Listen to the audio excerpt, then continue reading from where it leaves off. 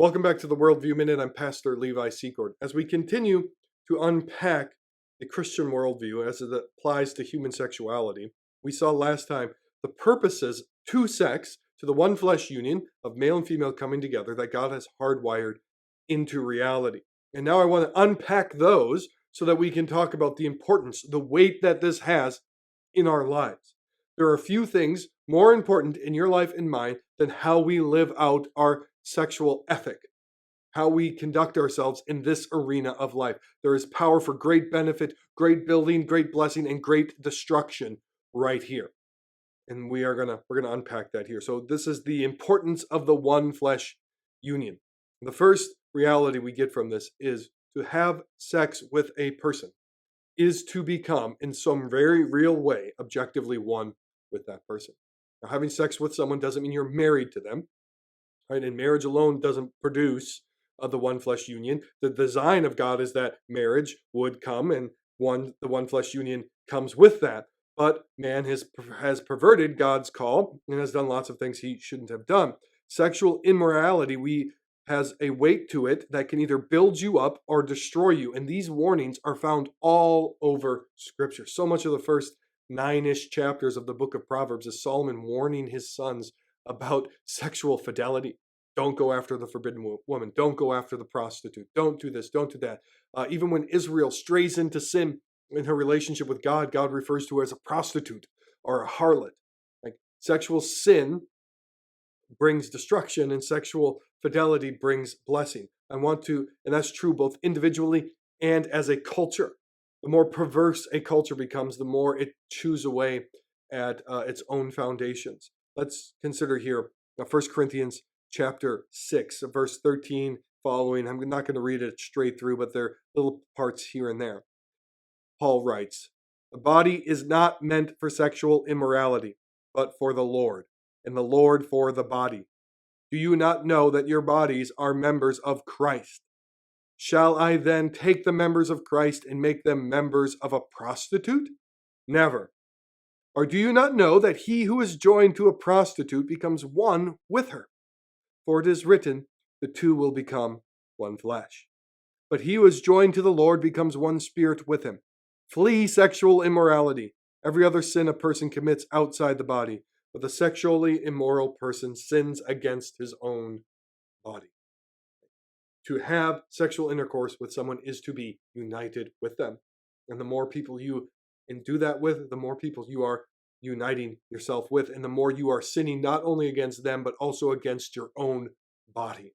Sexual sin is unique in this, that you are sinning against yourself, your own body. And so we must see the importance and the weight of the one flesh union in our personal lives and ethic and futures.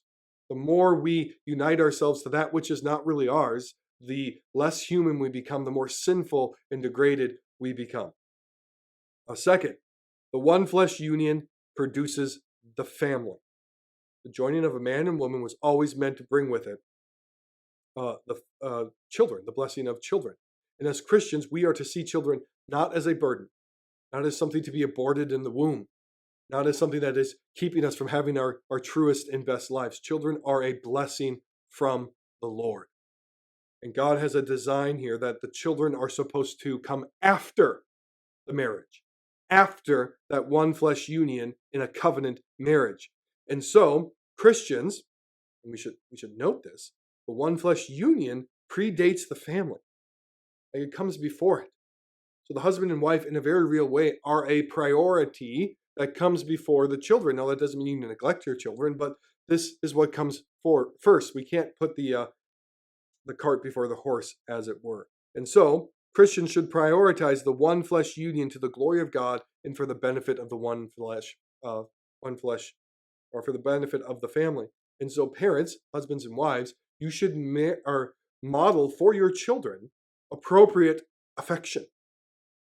Your children should know, Dad, that you love Mom fiercely, that you treat her different than any other woman. Wives, your children should know that you love and respect your husband in a way you don't love and respect other men. And there should be a sense of warmth and comfort and stability from that union between a husband and wife, and the children should see this and thrive underneath it. Next, the one flesh union predates or comes before culture. When God created man in his own image, he created them male and female. And after that, he gave them the goal of cultivating, that is culture, cultivating all of his creation. The family unit came before the development of culture.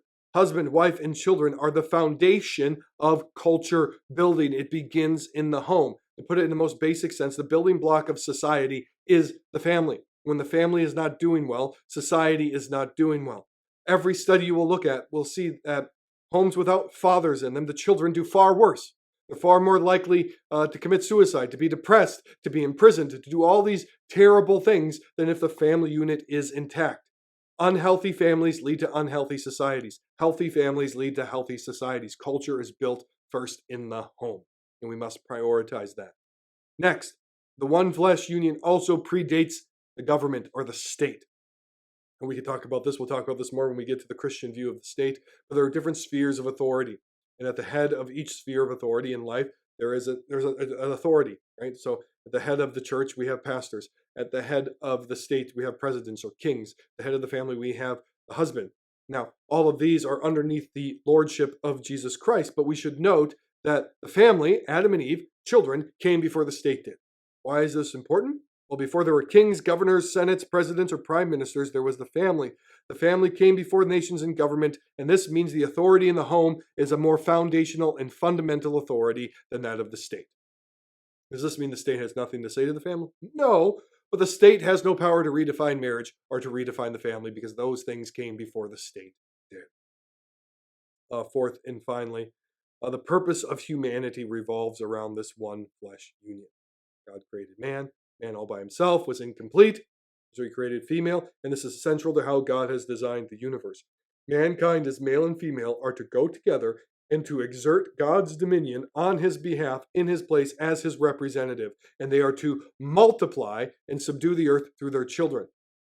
In general, getting married and having a kid and having kids is part of what it means to serve God as a human, as an image bearer. God has always, from the very beginning, sought godly offspring.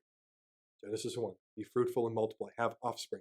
Genesis 3:15, God promises an offspring from the woman who will crush the head of the serpent. You get to Genesis 12:15 and 17 with Abraham. Abraham, your offspring will be as numerous as the stars in the sky and the sand on the sea. Right? What Abraham? You're going to have so many children. God looks at David. He says, you're going to have an offspring who's going to sit on your throne forever. These promises are then picked up and applied to the church in the book of Galatians, that we are now offspring. Our Christ is the offspring of Abraham, and now we are offspring of Abraham as heirs according to the promise by faith. God has always sought children, faithful children, and through the gospel of Jesus Christ, we are adopted into that family and become faithful children of God. Getting married, having kids is a part of how we serve the Lord, build cultures, rebuild society. As our society is falling apart, one of the greatest things you can do, Christian, is get married, stay married, have kids, train them up in the knowledge and the admonition of the Lord, and build culture, build businesses, build schools, and show the world a better way forward. And it all starts with this, the family, the one flesh union, getting your sexual ethic right before God. So I encourage you to like, comment, and share this video. We'll continue to unpack the Christian worldview, and we will apply it into all of life. We have a few more episodes here dealing with this idea of human sexuality.